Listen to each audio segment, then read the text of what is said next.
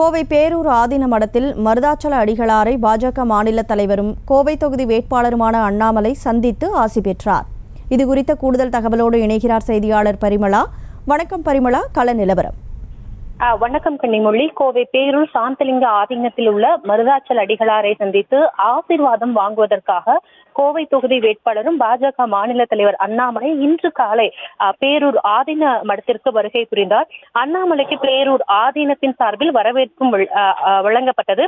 ஆதீன பீடத்தில் அமர்ந்திருந்த பேரூர் ஆதீன மருதாச்சல அடிகளார் சிவப்பதிகம் பாடி அண்ணாமலைக்கு பொன்னாடை அணிவித்தும் மலர் கிரீடம் அணிவித்தும் நெற்றியில் திருநீர் பூசியும் ஆசீர்வாதங்களை வழங்கியிருக்கிறார். பயபக்தியுடன் அண்ணாமலை பேரூர் ஆதீனத்தை குனிந்து வணங்கி தரிசனம் செய்து திருச்சிற்றம்பலம் மேடையில் அமர்ந்துள்ள நடராஜனை வணங்கி வழிபாட்டிலும் பங்கேற்றிருக்கிறார். இன்று காலை கோவை பேரூர் சாந்தலிங்க ஆதீனத்தில் உள்ள மருதாச்சல அடிகளாரை சந்தித்து ஆசீர்வாதம் வாங்குவதற்காக கோவை தொகுதி வேட்பாளரும் பாஜகவினுடைய மாநில தலைவர் அண்ணாமலை இன்று பேரூர் ஆதீன மடத்திற்கு வருகை புரிந்தார். கனிமொழி,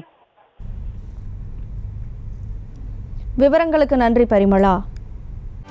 செய்திகளை உடனுக்குடனும் துல்லியமாகவும் தெரிந்து கொள்ள சப்ஸ்கிரைப் பண்ணுங்க.